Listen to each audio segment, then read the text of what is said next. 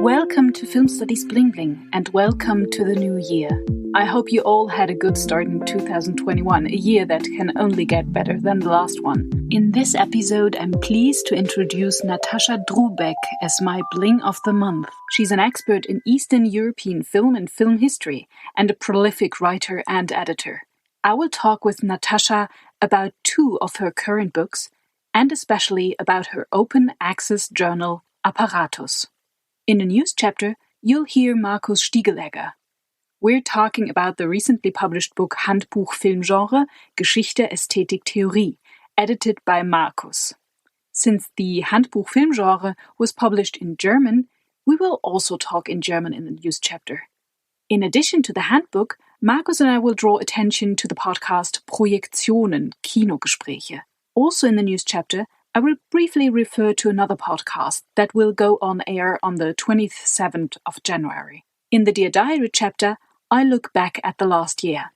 I will tell you about how the corona pandemic has affected my research project so far and what other considerations have arisen that might affect this podcast.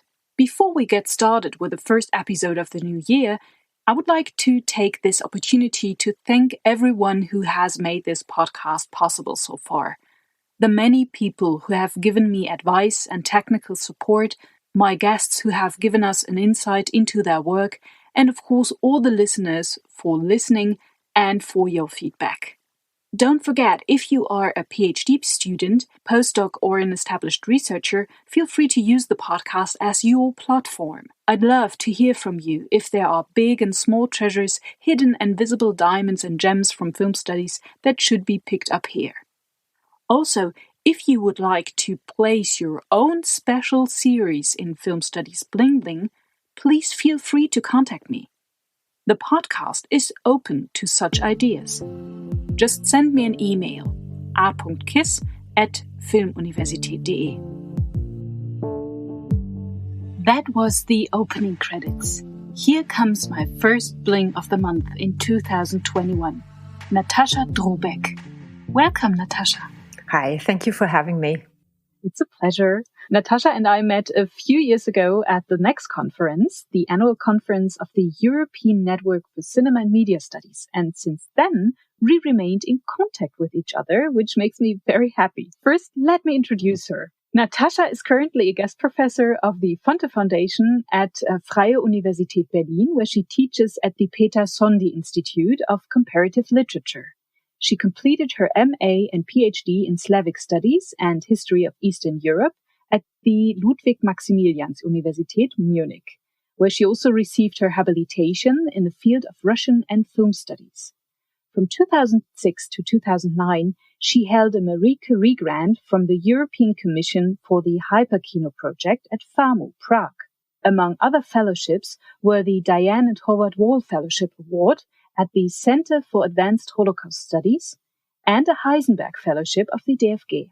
She is the editor-in-chief of the online journal Apparatus and the editor of the special double issue of Apparatus, Ghetto Films and Their Afterlife. Her most recent monograph is titled Filme, über Vernichtung und Befreiung, die Rhetorik der Filmdokumente aus Majdanek, 1944 bis 1945, and was published in 2020 by Springer VS.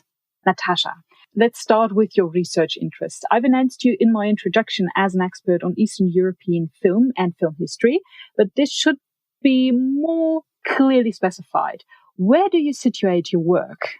I have become increasingly interested in the ethical dimensions of film productions which belong to the category of compromised or difficult, sometimes I call them toxic films, which have been in the past often only studied by scholars of political studies or, well, sometimes also film propaganda historians, but rarely by film scholars themselves. So this is why the last research interest, which started more or less 10 years ago when I was finishing at the Prague Film School, FAMU, my edition methodology project, which is called Hyperkino, and was more interested in how to deal with film editions. I suddenly And I might say that right away, as I might explain why I started being interested in these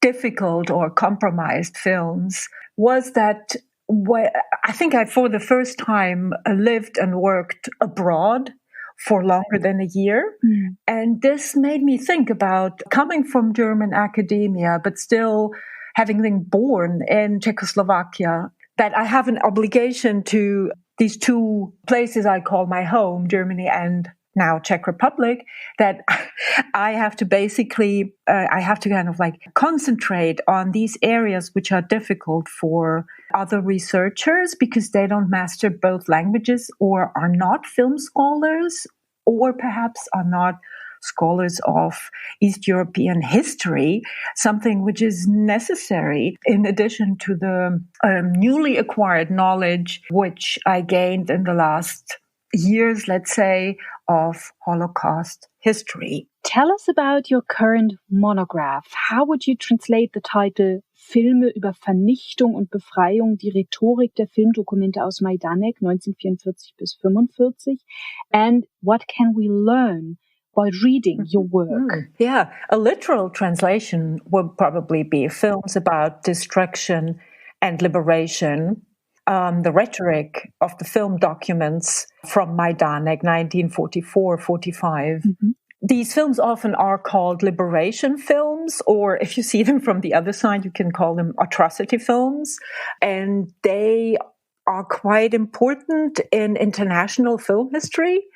I can tell you a little bit about the Majdanek film production because it's not that well known. Everybody knows the title, but people don't know what actually is interesting in this very special setup, which we find in the summer of 1944, mm-hmm. when this first Allied film documentation of the opening of a concentration camp, German concentration camp, happened. So in the summer of 1944, mm-hmm. The Red Army was advancing through eastern Poland when they discovered the first traces of what we now know as Operation Reinhard, the code name for the murder of the Jews in Poland.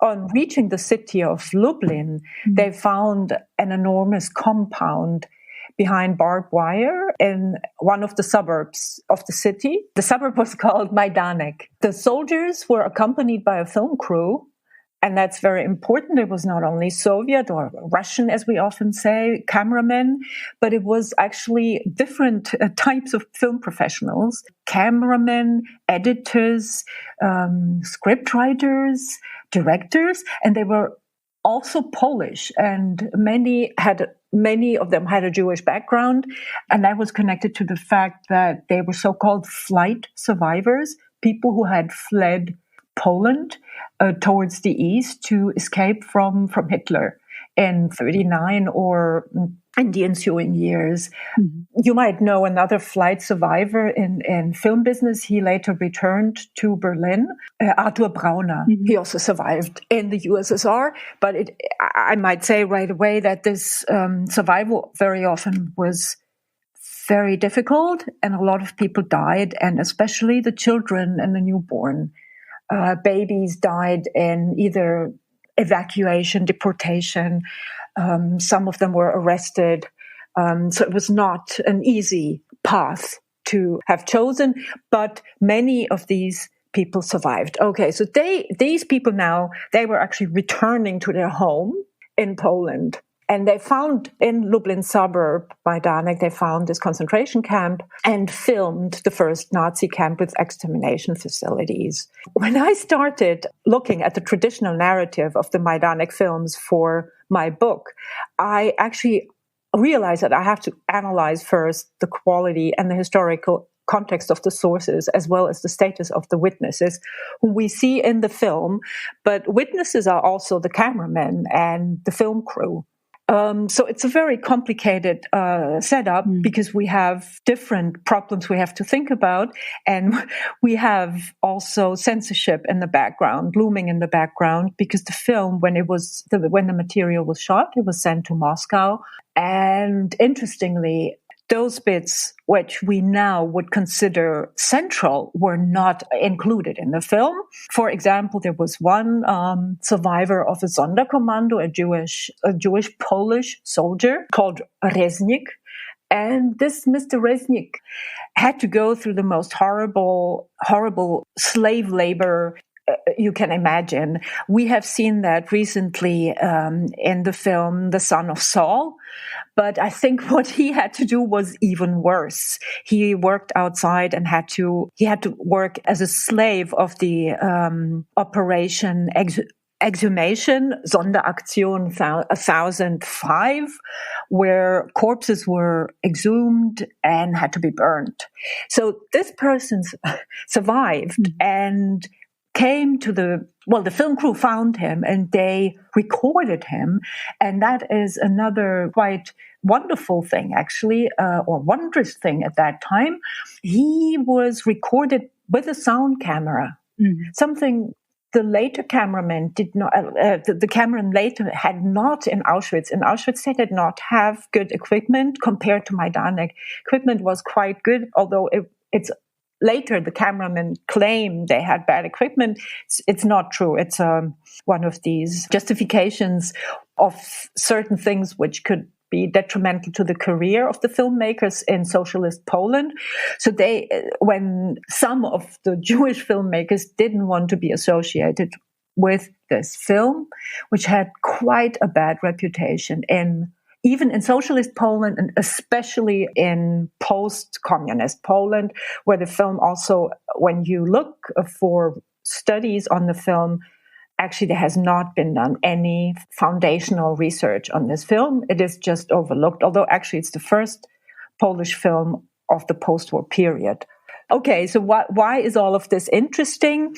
The Sonderkommando, the member of the Sonderkommando, Mr. Reznik, was filmed and even interviewed with a sound camera, but he could not be included in the final film versions. There were two versions, one Russian, one Polish.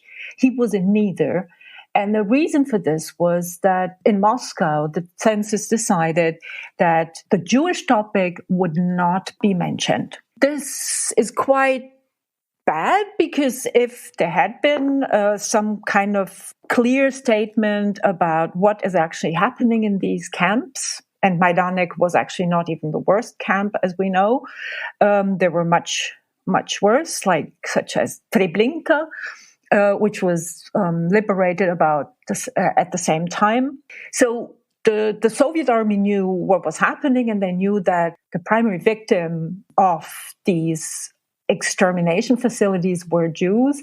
This was not mentioned in the film, which was released in November, which was pretty late, of course, anyway, November 1944. So that means several months after the discovery of the camp in July 1944. So in the book, I tried to find out how it was possible, firstly, that it took so long to release the film. And it was released only in Poland first, in January in Russia, January 1945. Secondly, why there is not one mention of the fact that there is something we call Holocaust, or back then there was also the word used Vernichtung in Yiddish, which was another word for Shoah or destruction. So why couldn't it be mentioned? And my colleagues from America and Great Britain, they have already researched the question why.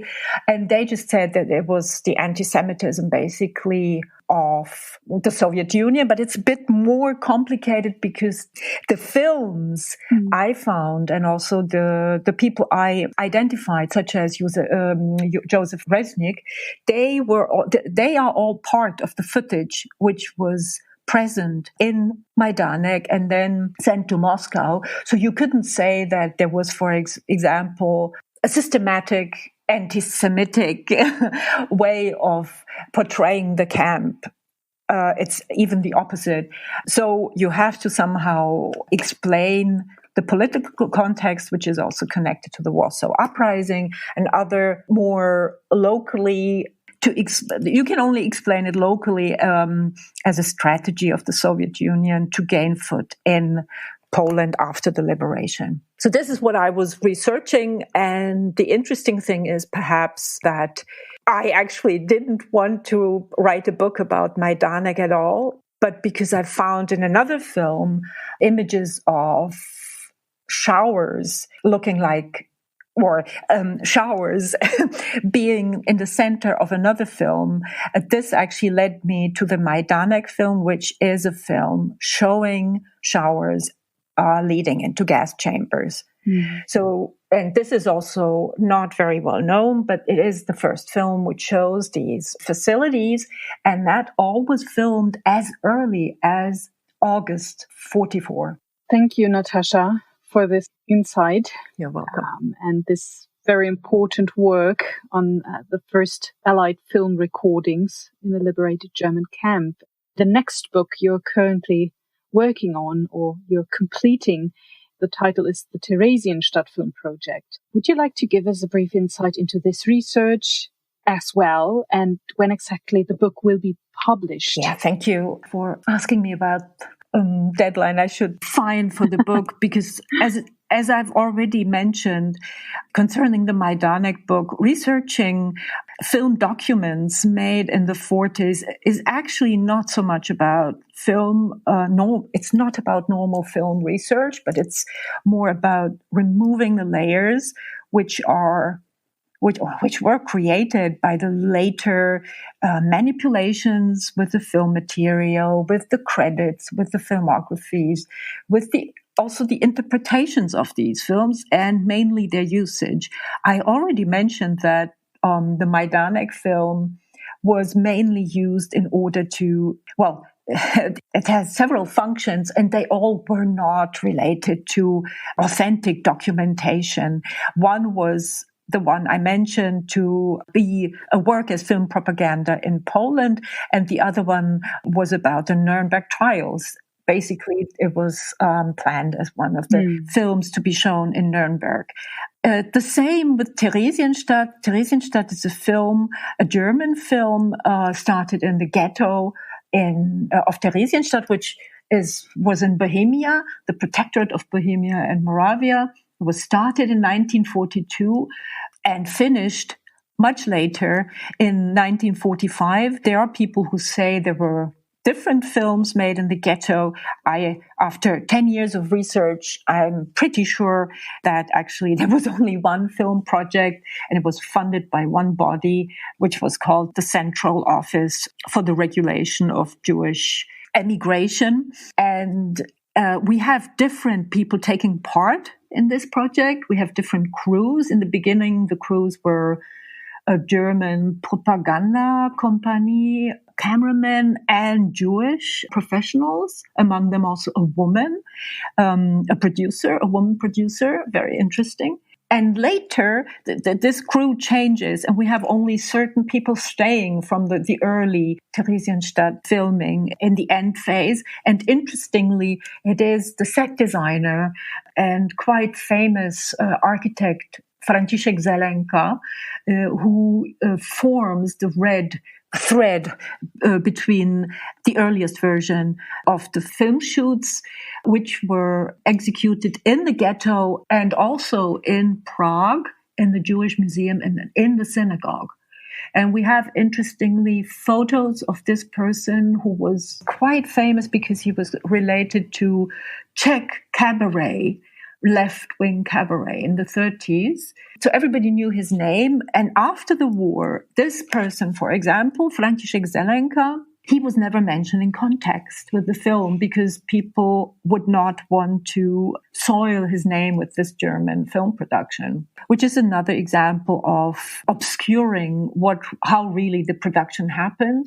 And again, I tried to kind of first just to write the history of the film, but then I realized I have to go into the archives and find out why the history has been more or less rewritten, and not just by anybody, but it has been rewritten by the Secret Service, which needed to have certain people being responsible for the film because they wanted to put them on trial. this was, for example, the director of the Czech film company Aktualita, a newsreel company. And his name was Karel Pečený. He was not Jewish, but he was asked to come to the camp and direct the film together with Kurt Geron, the German Jewish director and actor. And Kurt Geron died in Auschwitz, but Karel Pečený, of course, he returned to Prague. He didn't have to fear anything from the Germans. He was their partner in the production of the film. And what happened in 1945, and actually this happened already in June 1945, very short after the liberation of Prague, he was denunciated. He was kind of investigated for quite a long time. And all his employees were basically asked to testify against him. And the police was quite adamant, pushing the employees to give testimony against their former boss, who was seen as a capitalist who needs to be removed from his post as a director of the newsreel company. This, in fact, happened, and he received a jail sentence of 5 years. And interestingly, the Theresienstadt film is one of the most important topics the trial is concentrating upon. This means that actually the film was, after the war, it was not seen as a film or as a documentation, or even, it was mainly seen as an element in the trial of a collaborator with the Nazis. So this means, of course, that everything related to the film copies, which were still there but hidden, also I think partially hidden in a private house by one of the cameramen, they had to disappear because all the people who had been involved in the film shoot, all those who were still in Czechoslovakia, either Jewish or Czech, the Germans didn't really matter anymore, and there was no German who was tried because of the film. It's only the Czechs and the Jews who had considerable problems because of the Theresienstadt film. So the Czechs and also the Jews, such as Benjamin Murmelstein, who was the last Jewish elder of the ghetto, they actually increasingly understood that they have to get rid of the film or have to dissociate themselves from the film. For example, to say, I didn't really know about the filming. I knew that it was happening, but it wasn't involved. But interestingly, Murmelstein, who lived as we know, into the 1980s, because he was interviewed by Claude Lanzmann in the 70s. So Murmelstein in the 40s still writes about the film as something he was directly involved in. Mm-hmm. And he even says that he edited the script in one of his depositions for the court. Later, in his book in the 60s, he just writes exactly the opposite, saying, I don't know, I was not part of this. So it's really interesting how people treated their connection to the film. And this actually has become the most interesting aspect of my research, which is actually not the film material itself, which exists only in a third of the film material has survived. But it is actually the manipulation of the film, the use in the ideologies of the Cold War, because the film became a big topic in the era of the Eichmann trial around 1961. And everything connected to Eichmann was then suddenly also related to certain parts of his presence in Bohemia, which was not known until then. But suddenly, the Czech Secret Service made sure that certain materials suddenly wound up in the West, and also some of them were provided by Simon Wiesenthal, for example, or other people who suddenly received more information that had been available before. And when will the book be published, Natascha? Well, I hope to finish it this year, in German at least, because I have started writing it in English, but I think it has to be in German first. Mm-hmm. and then a translation afterwards. Yeah, translation, or sometimes I start writing in English myself, which then results in a different text altogether, which is an interesting phenomenon in itself. An important part of your work is dedicated to Apparatus, a peer-reviewed academic journal in open access that is published twice a year. You are the editor-in-chief. Tell us about the journal. How long has Apparatus been around, and in what context did you come up with the idea of founding a journal? Yeah, that's an interesting question, because now looking back on the beginnings, it was actually in the end of 2013. And I should mention this. It was during the very generous grant I received from the Deutsche Forschungsgemeinschaft called Heisenberg Fellowship. It's a 5-year grant, which allowed me to research the topics, basically, which I have outlined just before we spoke on on Theresienstadt and Majdanek. And during that time, I had the feeling, if I'm now researching this field, and actually all research we do, especially about Central and Eastern Europe or all post-communist regions, whether it's, Russia or Poland or former Yugoslavia, Czech Republic, Czechoslovakia in the past. If we write about this, it seems a bit unfair if the audiences there and the readers have hardly any access to the books we write, especially if they come out as, for example, German books, which cost more than 50 euros, or they can cost even more than 100 euros. And I have to say, when I lived in Prague, for the first time, I noticed that in the venerable library I used, the National Library, so many books were missing. There was such a lack of literature of all kinds. So I felt quite bad about this. And I thought, why should I produce another book which will be published, only for a few people, plus the students who have access to university libraries or university, systems where they can log in and maybe download a book. But then once their studies are over, they cannot log in anymore and they cannot read the book anymore. And this was not, we were not as far back then in the digital production of books as we are now. But I clearly felt that it's unfair to keep that digital content, which I had on my computer, to keep it behind this very high paywall. Plus, also, I should mention, it was a time when, for some reason, every journal or every publisher, mainly from English-speaking countries, wanted a contract when they published your work. And in the contract, they often, back then, that was around 2011, 12, they wanted from you all your digital rights on your research. And interestingly, the lawyers were very smart, and they would sometimes write, we have now, or this, the contract says that we own this topic in the past, in the present, and in the future.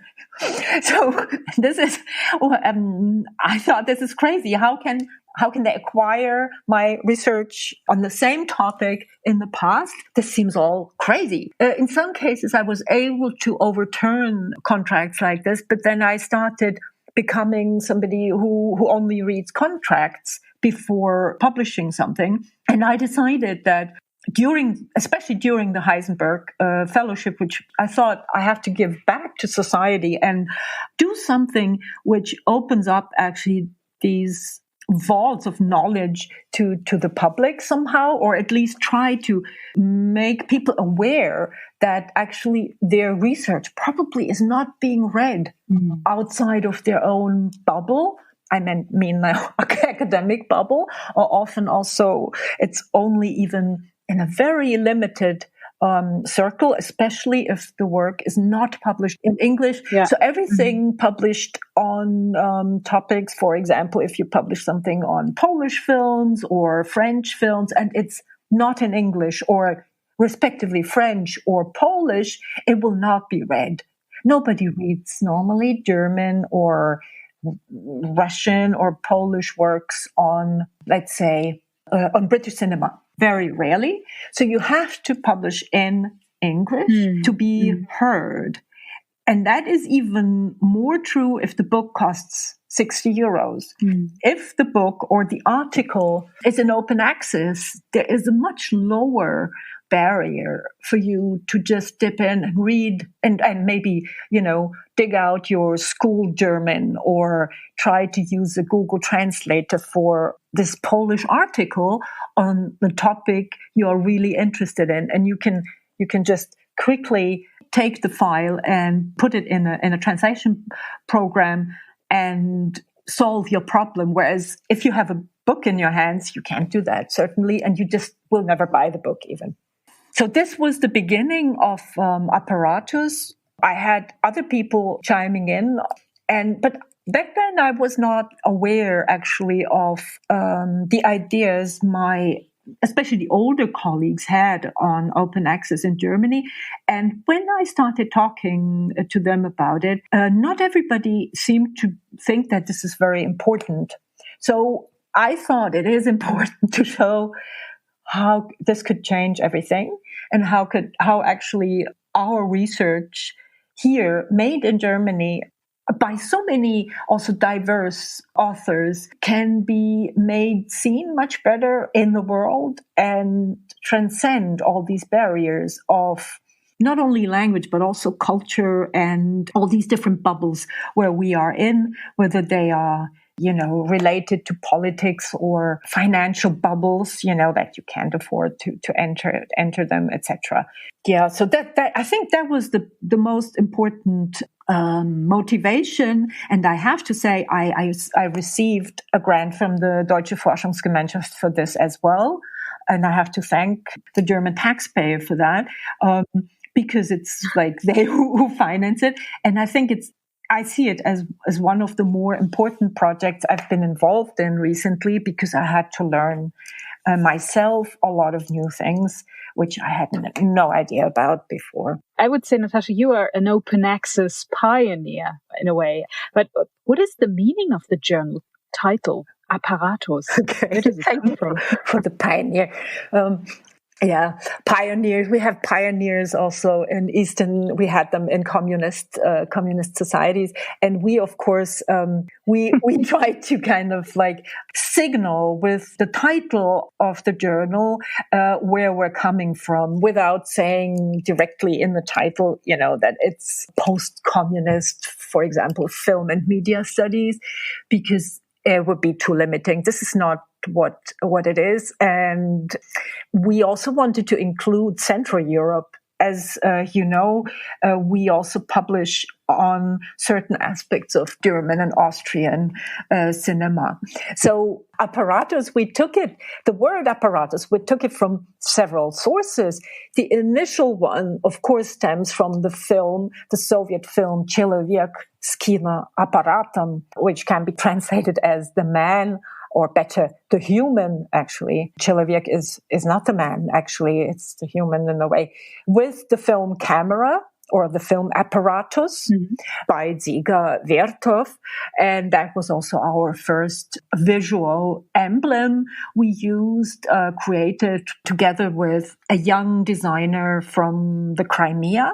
This came via recommendation of Ivan Kozlenko of the Dovzhenko Center in Kiev. And we used this apparatus, the word and the film title to think about all the different meanings of the word apparatus. And of course, you're a film studies and film theory expert as well. So there is apparatus theory, which emerged at the end of the 1960s in the context of, mainly Marxist critique of technology, and also very important back then, psychoanalytical confrontations with cinema, a time theoretically very prolific, or like prolific in theory.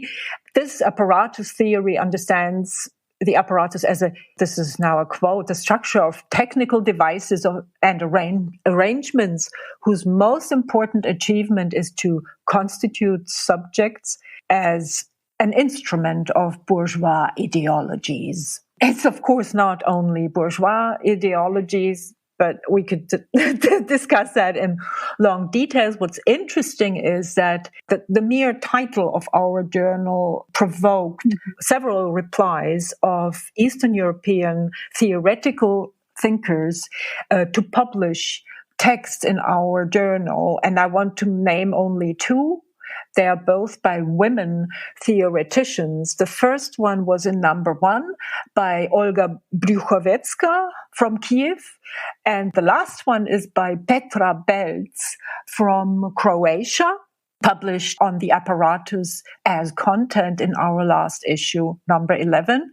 And it's a very interesting article in Croatian. And I read Croatian only I can read maybe 70% of it. And I thought it was really interesting and worthwhile looking at. And both thinkers and film historians have actually worked further on that term. Lastly, I should mention there is an ironical hint towards the Russian neologism apparatchik, denoting a functionary of the political administrative apparatus. So we sometimes call ourselves in the team, sometimes we call each other apparatchiki. But it also refers to this, the fact that it is a journal is an institution and it needs a certain type of administration. Without this, the standards and also the principles of a periodical would not work. Very important, you have to publish 2 issues per year. In the last year, we actually had 2 issues, and because of Corona, you wouldn't believe it, but we had to publish them all in the last 3 months of the year, or 4 months, let's say, because we just had so many problems, technical problems, people having no access to childcare, authors giving birth and not being able to, work and look after their children, and also medical problems. The earthquake in Zagreb coming, now there was another one recently. So all of this actually led to an interesting pushing of all the publications towards the end of the year. And it led us to a small revolution in the publishing business, in our publishing business at least, is that we decided we will not wait for all contributions and the respective issues anymore, but just have rolling publications in the future, which means that we will not have 8 articles all together, but there might be 2 articles coming, and then later come another 3, and then maybe a month later another one.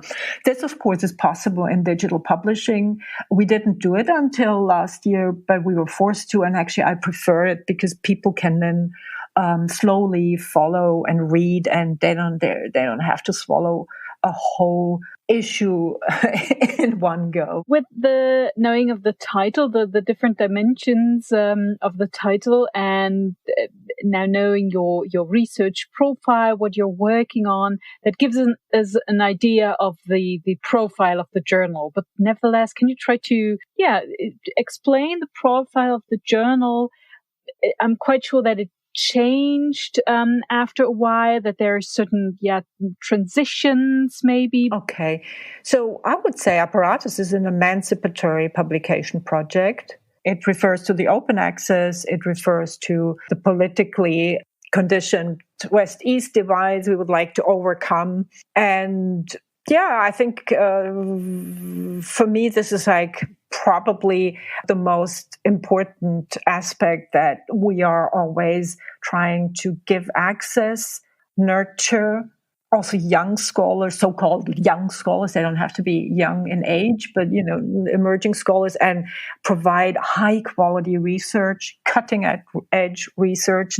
We don't like to kind of like repeat and work in areas which are well known. That's why we had a big focus on women editors, film editors, which was really very rewarding for everybody. And I was grateful that actually a Brandenburg institution financed these two issues. It was the ZEM, Z-E-M. So this actually was a good example also how one can encourage groups in Eastern Europe who normally don't publish at all, or whose knowledge is not being brought into words, right? Like women editors and their choreographies are not well known. All of this, it was a huge push. And I think I realized also how difficult it is for some of these authors who were editors themselves to write about what they do.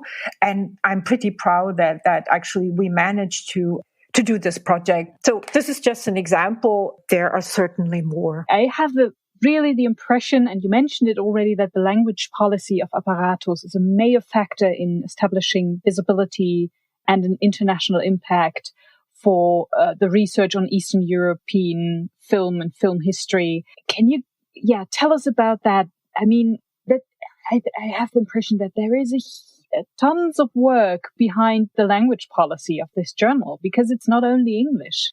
Interesting question. Yeah, the aim was to engage readers all over the world, including the region, as we call it, by providing genuinely free access to peer-reviewed research in basically all languages of the region. Although I have to admit, we mainly cover European languages and mainly Slavic languages. When there are non-Slavic languages such as Hungarian or the Baltic languages or something, we have to get help because we don't cover every single aspect. But our principle basically is that the authors should be able to write and to publish in their native language in our journal. And we had actually even a Latvian text in the first issue.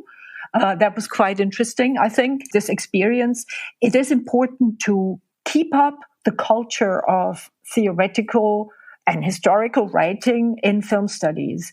We see that in many smaller languages, such as, I don't want to mention the languages, they often don't want to be called small, but many of the authors just try to write only in English, which has become our lingua franca, but you have to also give this chance to people to write in their native language. I have to say, if people submit in English, very often there is so much work with the English texts that we encourage the authors to submit in their native language. And often it is underestimated what gets lost. Not only that the texts often are too simplistic, but there are just many, many problems when also the author also just gives the text just to any translator. We actually could never accept it as it was. We always had to rework it, apart from even language questions. And we have native speaker editors, several. We have even one who is like a professional, more or less, editor. And we have also dedicated people who help, a professor emerita from University of Vermont, Denise Youngblood, a wonderful author, a wonderful historian. So we basically operate a lot in English, but we do encourage to write in the native languages, especially because the texts then you can always kind of like try to translate them with a machine translation. Your work as an editor has also meant that you have had to familiarize yourself with an infinite number of technical legal details. So editing an open access journal is really not just about reading exciting text or organizing the translation work or speaking with the authors, encouraging them to use their native language and so on, organizing the peer review process, etc. Can you give us an insight into the technical work you do as an editor without making it too complicated? So maybe just one or two technical aspects you had to get involved with, simply put. I mean, you already mentioned that you're now an expert in contracts, for instance, but there are definitely other aspects too. And yeah, give us an idea of that. Thank you for asking about this important area. I should mention that in 2018, we commissioned a program called Tichold, named after the Leipzig typographer, but we spell it by now with a CZ.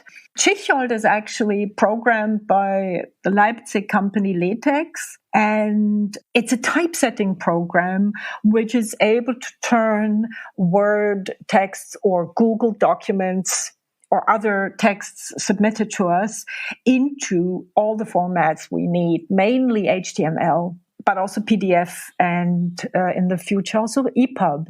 Why is that important? Well, almost all conversion programs cannot work with Word documents. You need other typesetting instruments or programs such as InDesign.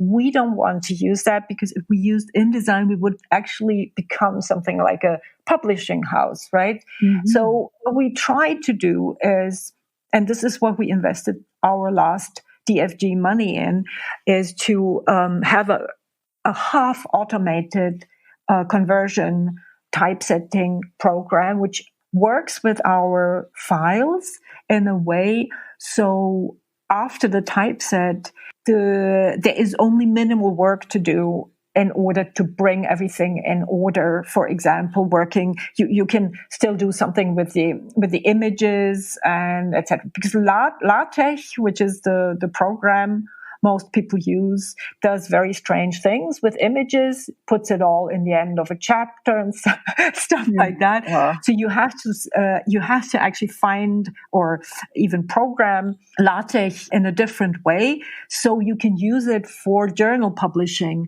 We use a free software called Open Journal System, but you have to do the typesetting yourself, and this is very often a problem if you want a unified look and other like true HTMLs and everything. So genuine HTMLs. So it's not that easy. So we invested in this program and we're quite happy with it, but it needs to be always looked after. It's not something, kind of you do it once and then it's okay. You have to look after it constantly. As all IT solutions, they are not constant. You have to update it once in a while, and actually, but it helps us quite a lot, and then also it doesn't make it necessary. For example, what some open access journals do, they send all their articles somewhere abroad for typesetting. So we definitely didn't want to do that, although it's a very common practice with all journals. Yeah, and the legal aspect is also interesting, but I don't know whether we want to go into that. No, I think, let me ask another question. So if listeners are interested in publishing with Apparatus, how should they go about it? Visiting the website, the journal, right? That would be the first thing to do. Yeah, absolutely. It's very easy. You go to the website and you register. The URL is called apparatusjournal.net. And then you just go to log in, which is in the menu. And then it says, not a user, register with this site. And then you register with the site. And when you have an idea concerning either an article or a review of a book, for example, one of our many 4 review books, and not only books, but also DVDs and websites. That's on you see that on our website. It's like in a little box called For Review. There you have different options, what you could choose, what you could write about. So this is an option, or you can submit an interview. You can also offer to us an audio clip or a video clip. All of these can go onto our Vimeo channel, dedicated only to Apparatus publications or related materials. But it is, by the way, best before you submit a whole article to get in contact with one of our editors or with me and just send an abstract and ask whether it might fit into a certain call for papers or themed issue or a little section we are preparing. That's always not a bad idea, actually, to do that beforehand. You don't have to, but it's always good to communicate what you want to do. And the abstract can be just a couple of sentences. It can be also in your native language, if it's from the region, and you will then get a reply normally pretty quickly. Finally, Natascha, apart from the book we talked about, what are your plans for 2021 for the journal, for your research and teaching?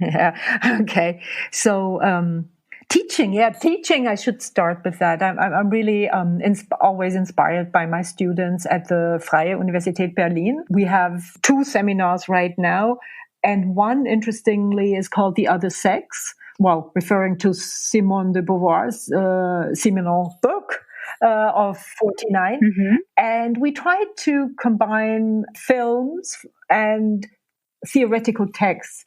And I have to say, it was quite hard in the beginning because you had to master basically 2 canons, the theory and the film history. But now we are getting very, very good results. And I'm super happy that something like this is possible in this time of COVID-19, which is not easy at all for all of us, including me.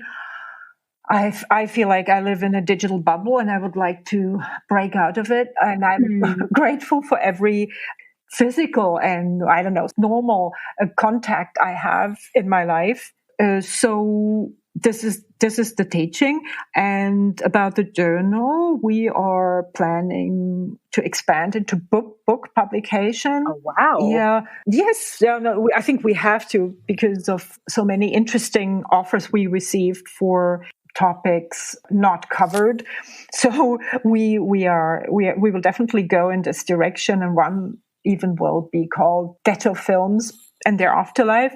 And I think it will also have some authors from the Film University, Babelsberg. So that's very nice. And we also are building something we call the Apparatus Alliance, trying to test a consortial model for securing the financing of Apparatus. That means that different universities support the journal in a certain way and also receive benefits for this support. And personally, what I would like to research if I had the time now, currently it's impossible. It's something I started when I was working actually in Czech archives, and it's called Police Poetics. Mm-hmm. And it's research on the interrelations between the secret police and underground artists in the late 40s and early 50s in Czechoslovakia. The circles I'm talking about, or the underground artists, were representatives of what they still called surrealism. So interestingly, it would reveal the surrealist techniques of the Secret Service themselves. And that would be quite an interesting, I think, parallel between these 2 very different groups and institutions. Natascha, thank you so much for all the outstanding research work you're conducting, for your work as an editor of Apparatus, for your work as a pioneer for open access, and for all your friendliness. And thank you for the brilliant interview. I'm blushing.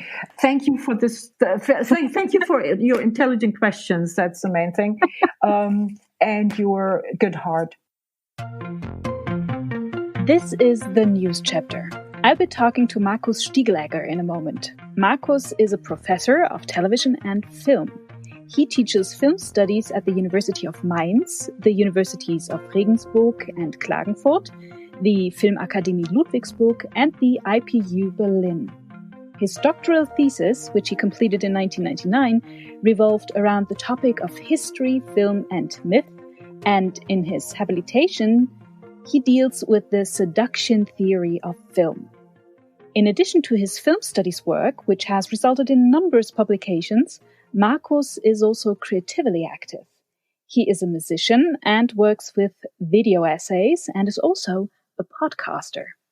We arranged to talk because Marcus has just published a book, the Handbuch Filmgenre, with the subtitle Geschichte, Ästhetik, Theorie, which can be translated with Handbook Filmgenre, History, Ästhetik, Theorie. Since the book is published in German, Marcus and I also talk in German. In the news chapter, I will switch back to English.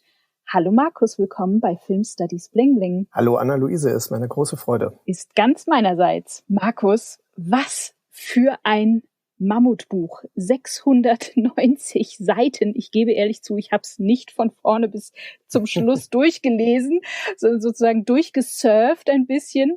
690 Seiten hat euer Handbuch Filmgenre. Wie kommt es, dass das Buch so wahnsinnig umfänglich geworden ist? Ist nicht schon alles über Genres gesagt worden? Das Buch ist ja über 7 Jahre entstanden. Also ich war am Schluss selbst durchaus erschrocken, wie umfangreich es geworden ist. Aber es hat schon eine gewisse Logik, dass es so werden musste. Die Idee war ja, etwas zu schaffen, was es in dieser Form vor allem im deutschsprachigen Kontext nicht gab. Also ich habe in Genreseminaren als Filmwissenschaftler immer auf den Filmgenre-Reader von Barry Keith Grant zum Beispiel zurückgegriffen, also auf englischsprachige Literatur, aber auch das ist nicht dasselbe. Also meine Idee war, einen Bedarf zu decken, der vor allem auch von Studierenden immer an mich herangetragen wurde, wo immer die Frage war, ja, gibt es denn ein Handbuch, wo man mal nachschlagen kann? Was ist Genretheorie?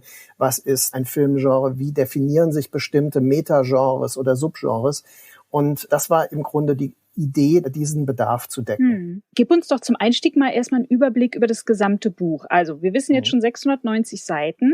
Wie hast du denn dieses Riesenbuch strukturiert? Also wie hast du es organisiert? Wie darf ich mir das vorstellen? Also die Grundidee war, davon auszugehen, dass die Genretheorie eigentlich ein Genrediskurs ist. Also eine Vielstimmigkeit unterschiedlicher Perspektiven, auch wissenschaftlich natürlich, auf ein Phänomen, das sich ja zum Beispiel auch umgangssprachlich, also in alltäglichen Dialogen immer wieder zeigt oder was in der Filmproduktion eine gewisse Bedeutung hat. Und das eben für die Filmwissenschaft zu definieren war wichtig. Also ist der erste Bereich des Buches nach der Einleitung ein Begriffsabschnitt, wo man also Definitionen findet von Gattungen und Genre, von Formen und Funktionen von Genrebenennung und so weiter. Der zweite Teil sind dann eben verschiedene theoretische Ansätze, die sich mit Performativität, Dramaturgie, Autorentheorie und Genre und so weiter beschäftigen oder bis hin zu Überschneidungen zu anderen Disziplinen oder Medien wie Videogames. Und dann haben wir historische und lokale Perspektiven. Da ist nämlich wichtig, wenn man sich zum Beispiel in anderen Ländern und Kontexten umsieht, gibt es ja ganz andere Definitionen, wie dort mit Genres umgegangen wird. In Japan zum Beispiel gibt es ganz andere Unterscheidungen, die dann entsprechend in einzelnen Kapiteln behandelt werden. Und der Schlussteil ist dann das, was man als den konservativen genretheoretischen Teil bezeichnen könnte. Also das sind Definitionen, Herleitungen und Geschichten einzelner etablierter Filmgenres. Warum ist das wichtig? Weil das ist ja das verfemte Essentialistische, was man ja eigentlich vermeidet mittlerweile in der Genretheorie. Das ist tatsächlich ein Handwerkszeug, mit dem man dann Variationen, Hybriditäten, Überschneidungen überhaupt nur besprechen kann. Also man braucht diese Grunddefinitionen und Herleitungen der klassischen Genres, um überhaupt neue Varianten und Ableitungen besprechen zu können. Simon, ich hatte wirklich den Eindruck, dass das Buch auch so angelegt ist, dass man über die Einleitung dann auch wirklich sozusagen je nachdem, was man gerade bearbeitet, dann sich verschiedene Kapitel quasi wie so ein Menü zusammenstellen kann. Ist das so gedacht oder habe ich das völlig falsch verstanden und falsch gelesen, das Buch? Das Buch ist ein Handbuch. Es ist nicht dazu gedacht, dass man es von vorne bis hinten liest, was man natürlich kann. Ich kenne jetzt niemanden, der das gemacht hat. Bisher zumindest nicht, weil das ist ja noch nicht so lang raus. Aber es geht um Querverweise, es geht um Nachschlagefunktionen, es geht darum, dass man sich in dieser Vielzahl theoretischer Ansätze überhaupt orientieren kann. Und es gibt auch bewusst Überschneidungen zwischen den Kapiteln. Also ich habe das zusammen mit der Filmwissenschaftlerin Sophia Glasel aus München redigiert und wir haben das sehr stark auf Lesbarkeit, also auf Klarheit der Formulierung und auf die Querverweise hin bearbeitet und natürlich in Kooperation mit den Autorinnen und Autoren. Und das ist etwas, was, glaube ich, was man merkt. Also das war auch eine große Mühe über die Jahre jetzt, dass wir wirklich so ein Netzwerk eigentlich oder so ein Geflecht an Texten dadurch herstellen konnten. Und die ganze Sprache erklärt sich eben auch, oder diese große Zugänglichkeit, die ihr geschaffen habt, erklärt sich durch diesen Handbuchcharakter, dadurch, dass du sagst, die Motivation war so aus der Lehre heraus, den Studierenden was zu bieten.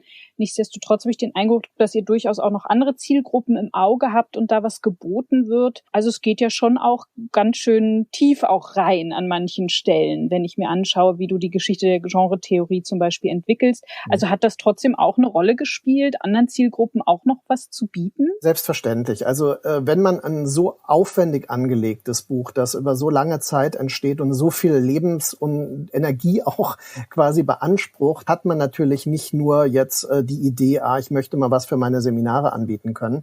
Es ist ein Buch, das natürlich für die Wissenschaft, für die Community, gerade die filmwissenschaftliche Community, gedacht ist, speziell auch mit diesem Fokus auf den narrativen Spielfilm. Denn das ist zum Beispiel etwas, was man hier als Zugeständnis natürlich machen musste. Es geht wirklich um den erzählenden Spielfilm international und nicht um andere Gattungen, andere Formate und so weiter. Also es gibt keine dokumentarischen Formate darin, keine Kurzformen und so weiter. Aber mit Blick darauf ist es, denke ich, ein Desiderat, das auch in der Wissenschaft eine Rolle spielen wird. Und gleichzeitig habe ich relativ viele Rückmeldungen von sogenannten interessierten Laien, also Leuten, die Filme sammeln, die sich privat und auch journalistisch mit Filmen beschäftigen, gerade aus dem Filmblogger-Bereich und so weiter, ist eine sehr positive Resonanz und immer wieder quasi die Betonung, endlich ist ein solches Buch überhaupt verfügbar. Und das freut mich extrem, muss ich sagen. Toll. Lass uns mal ein bisschen über den Inhalt reden, auch wenn das so im News-Chapter natürlich viel zu kurz kommen muss. Ich habe schon erwähnt, als Einstieg sozusagen bietest du in der Einleitung eine Art Überblick an über die Geschichte der Genre-Theorie, wo erstmal deutlich wird, wie lang diese Theorieentwicklung überhaupt zurückgeht, wie viele Personen daran beteiligt waren. Und es zieht sich so doch relativ lang roter Faden durch diese Geschichte, nämlich eine pejorative Wertung, also eine Abwertung von Genres. Magst du uns davon ein bisschen erzählen und ab wann und warum sich eigentlich diese Wertung in der Filmwissenschaft dann doch geändert hat mittlerweile? Zunächst muss man sagen, wie sind Genres entstanden? Aus ökonomischen Erwägungen heraus, dass eben Studios ihre Produktionsmechanismen optimieren wollten und dann eben auf bestimmte konventionalisierte Filmproduktionsweisen gesetzt haben, die halt ähnliche Filme, also verwandte Filme produziert haben. Und so hat man dann quasi die Möglichkeit gehabt, immer an selben Schauplätzen zu drehen oder nach bestimmten Mustern, die dem Publikum vertraut waren. Das ist dann etwas, was zum Beispiel von dem klassischen Autor Rudolf Arnheim als Konfektionskino abwertend bezeichnet wird, weil der natürlich die Argumentation hatte, Film als Kunst muss sich von der Konfektion, die für das Publikum gemacht wird, absetzen. Und ich glaube, das ist der Schlüssel zum Verständnis, warum Genre-Kino oft abgewertet wurde und wird. Das ändert sich dann zum Beispiel bereits in frühen Schriften von Lotte Eisner oder vor allem Siegfried Krakauer, die schon verstanden haben, dass auch das Genre-Kino eine ganz spezifische Form der Spiegelfunktion gesellschaftlicher Realitäten einnehmen kann. Und aus dieser filmsoziologischen Perspektive ist es dann plötzlich wichtiger geworden, auch Genre-Kino zu betrachten. Und ganz speziell historisch gesehen ist André Bazin natürlich im Kontext der Cahiers du Cinéma eine Schlüsselfigur, der wirklich bereits von einer Genre-Mythologie dann sprechen kann. Aber das ist jetzt filmhistorisch später schon, dass man überhaupt diese Entwicklungen vor sich hat. Denn das klassische Hollywood musste fast abgeschlossen sein, damit man im Grunde rückblickend sagen kann, das lässt sich theoretisieren. Und dann im Laufe der 60er und 70er Jahre haben wir natürlich Leute wie Robert Warshaw zum Beispiel, die dann quasi eigene genretheoretische Pionierarbeit geleistet haben. Und in den 70er Jahren beginnt das ja auch in Deutschland mit zum Beispiel Rohloff und Seeslen, die dann eine Geschichte und Mythologie des populären Kinos entwarfen, was nichts anderes ist, als eine Geschichte des Genre-Kinos zu schreiben.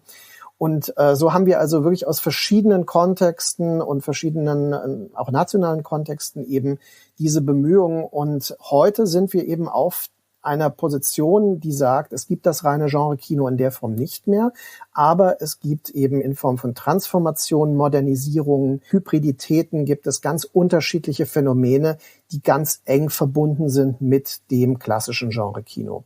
und sich darüber verstehen lassen. Und es sind eben diese verschiedenen Ansätze, die du vorstellst, wo dann eben dieser rote Faden sich durchzieht, wie sich irgendwann dieses Bild des Pfui Baba und hier ist das Autorenkino und da ist das Genre-Kino langsam auflöst. Ne? Ja. Es gibt auch noch ein biologistisches Genre-Modell, das du vorstellst, Genre-Dispositivansatz nach Tom Ryle.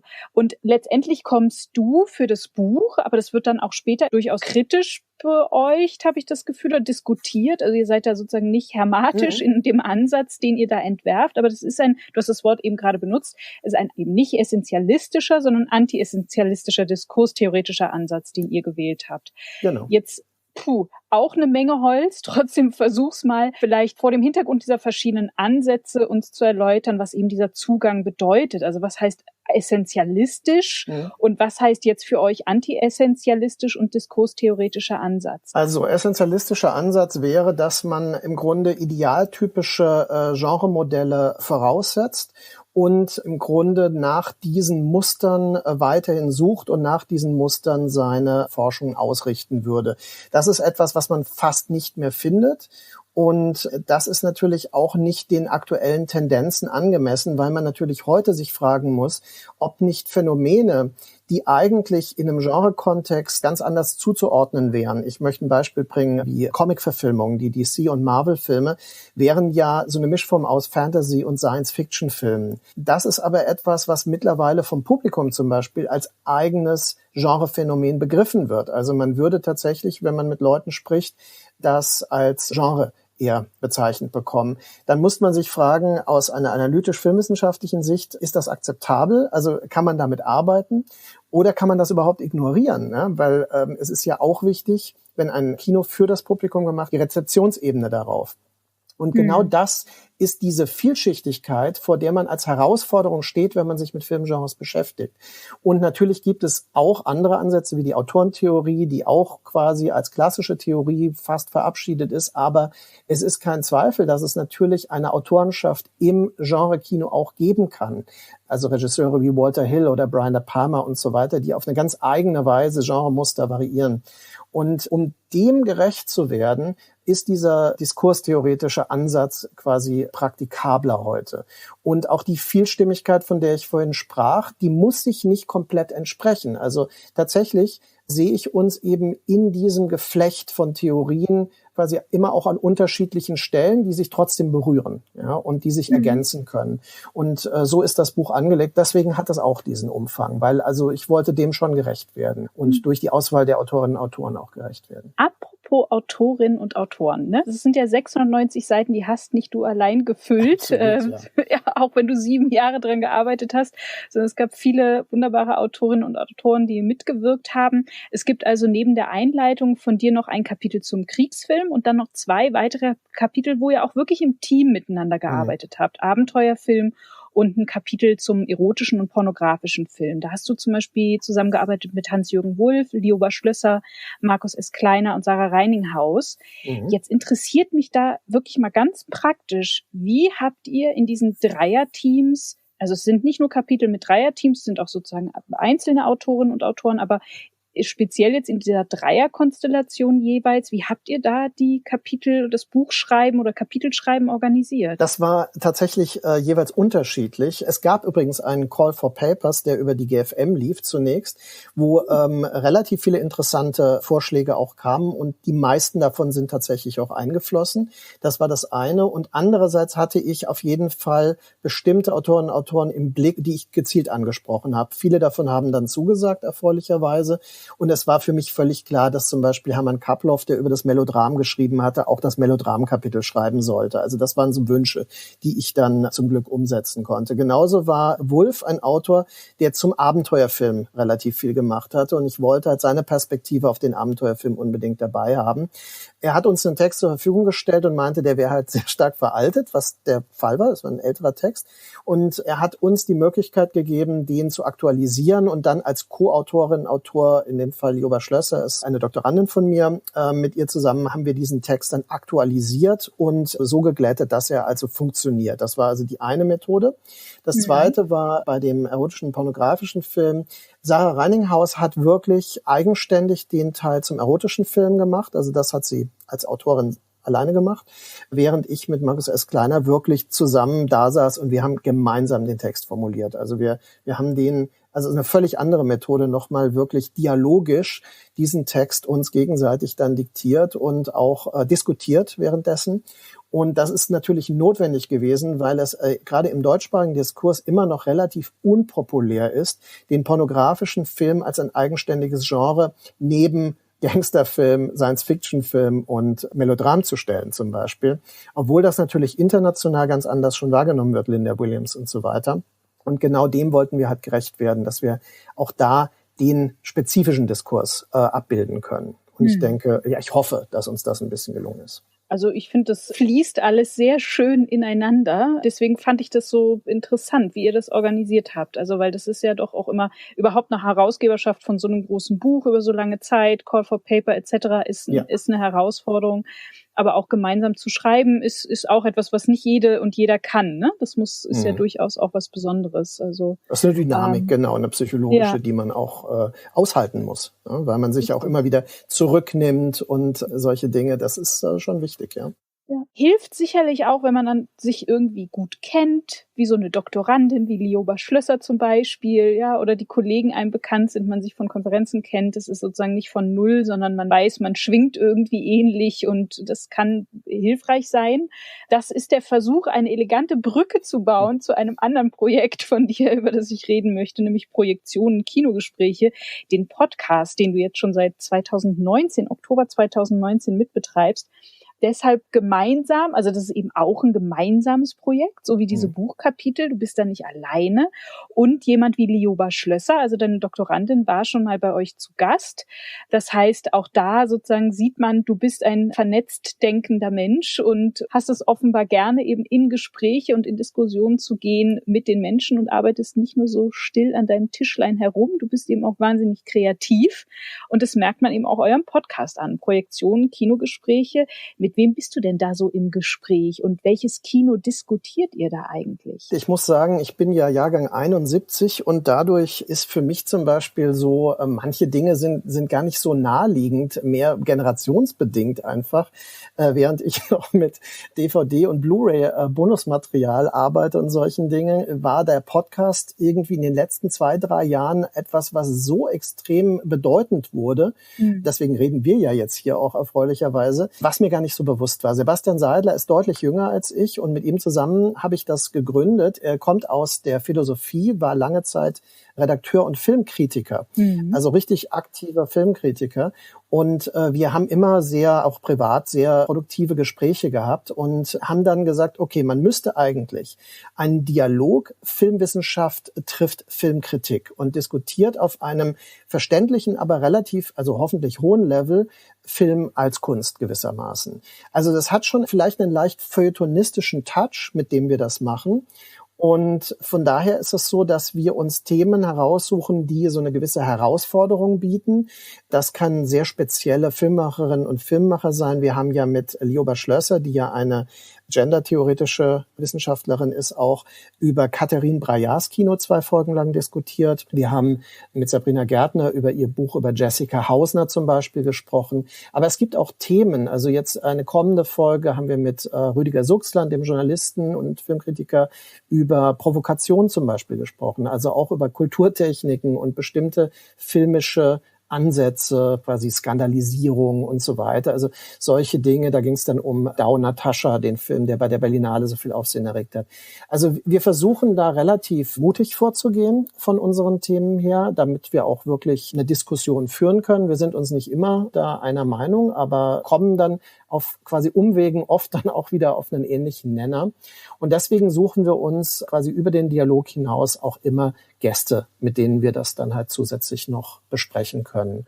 Und die dann auf Augenhöhe nicht interviewt werden, sondern wirklich mit uns diskutieren. So das Prinzip des Fragestellens habt ihr euch ja auch auf die Fahne geschrieben, schon gleich zu Beginn in der Einleitungsfolge.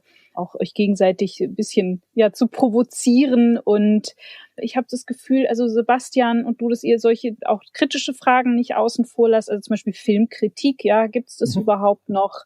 Wie sieht's mit der Filmwissenschaft aus? Also es ist so, ich habe so ein bisschen das Gefühl, ich hoffe, es ist nicht so, dass man irgendwann euren Podcast hören wird und sagen so, ach Gott, damals gab es noch einen Filmkritiker, damals gab es noch die Filmwissenschaftlerinnen und Filmwissenschaftler. Also ihr haltet da aber schon auch sehr am wirklich Kino ist Kino und an dem Prinzip auch fest, selbstbewusst. Ja, das ist uns sehr wichtig, weil ich muss sagen, es ist ja so in den Post-Cinema-Studies Ansätzen und so weiter, wird immer der Eindruck erweckt, als wäre das Kino bereits verabschiedet. Jetzt kam uns natürlich die Pandemie deutlich in die Quere und bestätigt indirekt solche Thesen wie zum Beispiel, ja, das Kino ist quasi von gestern, es ist museal und wir haben jetzt Streaming-Kultur und Streaming-Kultur ist eine ganz andere Wahrnehmung von Filmen und das stimmt ja übrigens auch. Also es ist so, dass Filme, die mittlerweile als Streaming starten, auch anders geguckt und anders wahrgenommen werden, wenn sie Teil eines Abos sind und man nicht gezielt dafür mehr bezahlt, nicht gezielt in die Stadt fährt oder geht und dort sich quasi in einen dunklen Raum setzen muss. Das Dispositiv verändert sich ja völlig. Und wir versuchen schon, beidem irgendwie noch gerecht zu werden. Aber ich halte als Filmwissenschaftler schon an diesem Dispositiv Kino als Idealform der Filmwahrnehmung fest. Und wir laden ja auch manchmal Praktikerinnen und Praktiker ein. Also ich habe jetzt zum Beispiel, das kommt auch demnächst, ein Gespräch mit Andreas Marschall, einem deutschen Genreregisseur, geführt.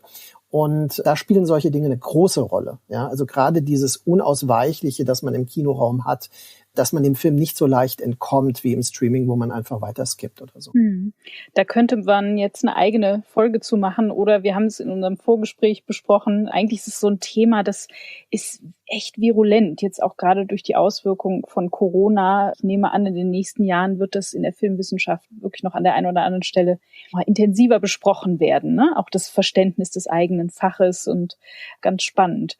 Ich will aber gerne nochmal über Podcasten reden. Ich finde es ganz wichtig, da nochmal ins Detail zu gehen. Welche Stimmen hört man? Du hast schon ein paar Autorinnen und Gäste, auch weibliche Gäste annonciert, die bei euch zu Gast waren. Im Dezember hatte ich nämlich in Film Studies Bling auch 2 Kollegen zu Gast, Daryl Laniris und Neil Fox, die auch einen Podcast produzieren, sehr, sehr früh schon angefangen haben, The Cinematologists. Auch ein Podcast, den ich sehr, sehr bemerkenswert finde, gerade auch, weil denen es eben auch gelingt, mehr zu sein als nur so in Anführungszeichen 2 Buddies, die über Filme reden, was auch schon wieder ein Podcast-Subgenre darstellt, auch seine Berechtigung hat. Ich muss dir aber ehrlich sagen, viele Podcasts interessieren mich dann auch sehr schnell nicht mehr, weil ich da so außen vor gehalten werde und wie gesagt, nur 2 Typen, die miteinander über Filme quatschen, das können die ja auch in der Kneipe tun, da habe ich dann nicht so Interesse dran, dabei zu sitzen. Wie schafft ihr eben diese Vielfalt bei euch herzustellen? Die ist für euch ja auch sehr wichtig. Du hast schon ein paar Autorinnen genannt. Vielleicht gibt es aber auch das Format, das es selber auch forciert, Vielfältigkeit. Also wir machen ja streng genommen ein Hauptformat und ein Nebenformat. Projektionen, Kinogespräche ist ja deswegen auch so benannt. Das war schon die Idee. Wie war das, wenn man aus dem Kino herauskommt und mit einem Freund dann quasi beginnt, auf einer tieferen Ebene über die Filme zu sprechen? Und das war so diese Grundidee. Aber klar, auch ich bin nicht interessiert an Fan-Talk, also an diesen Buddy-Gesprächen, die eben da geschlossen bleiben, sondern die Idee war immer, auch diesen kulturwissenschaftlich-geisteswissenschaftlichen Hintergrund, den Sebastian und ich auf unterschiedliche Weise einbringen, dass wir den mitdenken und dass wir da schon auch dem Publikum ein bisschen was im besten Sinne zumuten. Das wird auch weitgehend angenommen. Es gibt manchmal Leute, die sagen, das war ihnen jetzt zu anspruchsvoll oder zu abgehoben, aber im Endeffekt ist es so, wir sind ja nicht elitär von unserem Anspruch, sondern das merkt man auch, weil wenn Begrifflichkeiten manchmal vorkommen, wir erklären die da, wir definieren die, damit man eine Chance hat, das zu verstehen, dem zu folgen. Gut, es wird trotzdem nicht jeden interessieren. Dann ist es so, dass wir uns bemühen, eben eine gewisse Ausgewogenheit bei den Gästen, die wir dazu einladen, dass wir verschiedene Perspektiven dazu bekommen, verschiedene disziplinäre Ansätze, also von Gender- und Queer-Theory bis hin zur konkreten Praxisperspektive, wie ich es ja schon erwähnte. Und daraus ergibt sich dann so etwas, was auch wächst, was von Folge zu Folge wachsen kann. Die zweite Variante, die wir machen, sind die Positionen. Das sind One-on-One-Gespräche. Und die haben eher den Charakter des Interviews. Also da ist es tatsächlich eher so, dass Sebastian oder ich uns Leute, die uns persönlich interessieren, befragen. Ich habe jetzt eine Folge, die ist ganz neu jetzt mit dem italienischen Filmhistoriker Eugenio Ercolani, der ein Buch über das italienische Genrekino der 60er und 70er Jahre geschrieben hat, Darkening the Italian Screen. Und dieser Mensch ist einfach eine unheimlich ergiebige Quelle an Insiderwissen, weil er kommt eben aus dieser Filmfamilie in Rom. Seine Mutter war Script Girl in den 70ern und so weiter. Also das sind Sachen, die sind unschätzbar. Also, und da hat das eher so einen Interviewcharakter. Das sind die beiden Varianten. Und gibt es eine Podcast-Folge, die du speziell für NeuhörerInnen empfehlen möchtest? Vielleicht also für die Leute, die jetzt hier zuhören, dass sie mal reinhören können? Aus dem letzten Jahr würde ich sagen, ist das einmal die Folge über David Cronenberg, die wir als Weihnachtsspecial gemacht haben, weil die unheimlich stark quasi auf den Punkt hingearbeitet wurde. Also wir haben uns, vor allem Sebastian hat sich da sehr viel Mühe gegeben. Die klingt fast ein bisschen schon wie ein Radio-Feature mit quasi externen Stimmen, die dann dazukommen. Aber die ist, denke ich, sehr gut hörbar. Und da geht es um die letzteren Filme von David Cronenberg, die man nicht so häufig diskutiert hört. Ja, es sind ja meistens die frühen. Wenn man was völlig anderes will, also ich denke mit der Sabrina Gärtner das Gespräch über Jessica Hausner, auch wenn deren Filme, also Little Joe, Hotel und Lourdes, die wir besprochen haben, gar nicht so populär sind. Ich glaube, also ich habe viele Leute gehört, die dieses Gespräch sich angehört haben und danach die Filme sich erst besorgt haben, weil sie es interessant genug fanden. Und das ehrt uns natürlich. Also das wären sicher Folgen, wo man die unterschiedlichen Perspektiven ganz gut mitbekommt. Magst du uns auch einen Ausblick geben, was erwartet uns in Projektionen, Kinogesprächen 2021? Denkt ihr ganz weit? Plant ihr ganz weit im Voraus oder navigiert ihr auf Sicht mit eurem Podcast? Es gibt Themen, die uns immer wieder beschäftigen. Das sind solche Dinge wie Intensität, also solche Begriffe, die man durchaus auch kulturphilosophisch betrachten kann. Das sind Konzepte, wofür wir dann Beispiele suchen und die wir dann irgendwann zukünftig angehen werden. Und es gibt sehr konkrete Folgen, wo wir zum Beispiel wissen, wir sprechen eine bestimmte Person an. Jetzt haben wir den österreichischen Filmkritiker Christian Fuchs zum Beispiel, den ich auch seit Jahren schon kenne und verfolge, also was er so macht und seine Perspektive sehr interessant finde. Und mit dem machen wir jetzt eine Folge über Terrence Malick zum Beispiel und auch ein recht schwieriges Thema so in der Gesamtheit. Und die wird nächsten Monat zum Beispiel, diesen Monat noch aufgenommen und kommt dann wahrscheinlich im Februar oder März. Die Folge über Provokation ist die nächste, die haben wir schon fertig. Also wir sind eigentlich schon auf Sicht, was die konkreten Folgen betrifft und auf lange Sicht entwickelt sich das. Das ergibt sich meistens. Christopher Nolan ist ein weiteres Thema, was wir noch angehen wollen. Sag mal, und an welchen Publikationen arbeitest du jetzt? Das nächste 690 Seitenbuch oder was kommt als nächstes? Also so ein großes Handbuch, das muss ich sagen, das war auch ein Albtraum. Und das ist ja auch etwas, was sich quasi von der Arbeit her, also man muss es machen wollen, das muss eine Besessenheit sein. Sonst ist das quasi, es lohnt sich ja nicht. Man kann gar nicht sagen, wie wenig Geld man für sowas bekommt. In der Tat, ja, ich publiziere relativ viel, weil ich das auch als eine Kommunikation begreife. Also ich veröffentliche etwas und sehe das als aber Angebot zum Dialog, muss ich sagen, und hoffe, dass Dinge zurückkommen. Manchmal ist das auch so. Und deswegen sind die meisten Sachen, die ich mache, auch durchaus kurz. Durchaus eine Form von Lang-Essays oder sowas zu bestimmten Themen, die ich wichtig finde. Es gibt jetzt eine Essaysammlung, die heißt Schwarz, die dunkle Seite der Popkultur, die im Martin-Schmitz Verlag im Februar erscheint. Das ist meine langjährige Beschäftigung. Ich komme ja auch aus der Ethnologie und Kulturanthropologie. Und das ist eine Beschäftigung mit subkulturellen Phänomenen und Popkultur. Also das wird das nächste Buch sein im Februar. Und dann schreibe ich aktuell an einem filmwissenschaftlichen Buch beim Springer Verlag. Das heißt Film ist Verführung, Einführung in die Selektionstheorie des Films. Das wurde vom Verlag an mich herangetragen, die Bitte, ob ich zu meinem Ansatz nicht ein eigenes Buch machen kann. Und es gibt ja das bei Berz und Fischer, meine Habilitation, einer ritualen Verführung, aber ich wollte das halt wirklich mit aktuellen Beispielen nochmal auf den Punkt bringen und dachte mir, wow, das ist eine gute Chance jetzt. Also das wird das nächste Buch sein. Marcus, das war's schon. Vielen Dank für das Gespräch. Hat mich sehr gefreut. Danke. Here is another piece of news. A new podcast produced at the Film University will start soon. The title is Dritte Klappe, Podcast für Film, Forschung und Wissenstransfer. The new podcast on film, research and knowledge transfer launches its first episode on Wednesday, the 27th of January. This podcast revolves around projects and innovations emerging from Film University and talks about how these innovations can potentially change our everyday life. The podcast also involves around cooperation of the Film University with partners from the creative economy, other scientific disciplines, politics and civil society.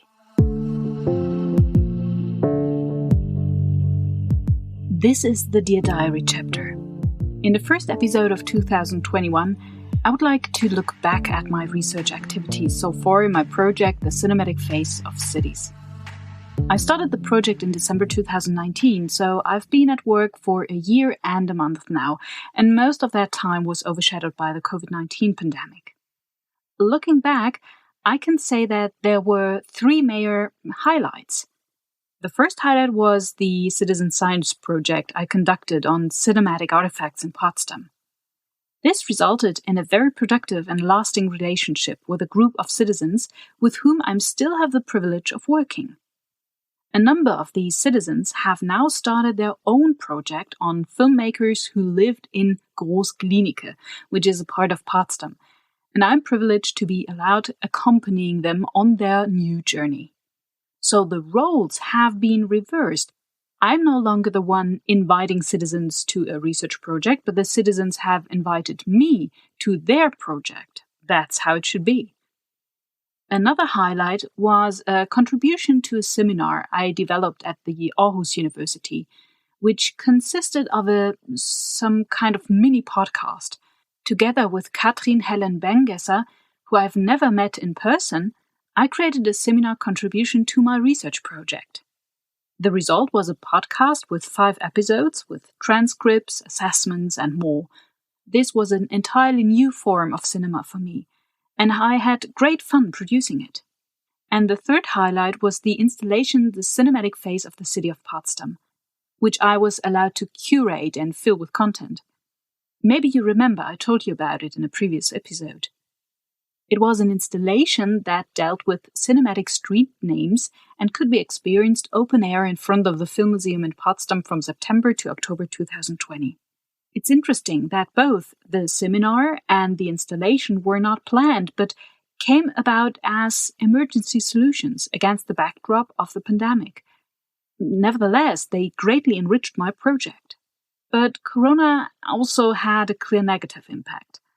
For example, I could not continue collecting artifacts, and I had only partial or sometimes no access at all to archives, and I had to cancel the planned stays in Aarhus. All in all, this resulted in new waitings in the project that were not planned in this way. That's okay, I'm managing everything well without having a bad feeling about it. The work will differ somewhat from what was initially envisaged, but will not be the worse, I hope, for all that. It may even turn out that one or the other aspect gains in substance despite, or even because of, the new weightings. We'll see. What I have decided for this year is to reduce the frequency of this podcast. I need to concentrate on finishing some aspects, writing and making room for new things. So Film Studies Bling Bling will remain as it is, but the podcast will only come out every 2 months from now on, which doesn't mean that I won't still be tempted to do special episodes. I hope you will continue to be interested in Film Studies Bling Bling and use the podcast as a platform for your film studies work. If any of you would like to start your own special series in Film Studies Bling Bling, please write to me. I'm open to ideas.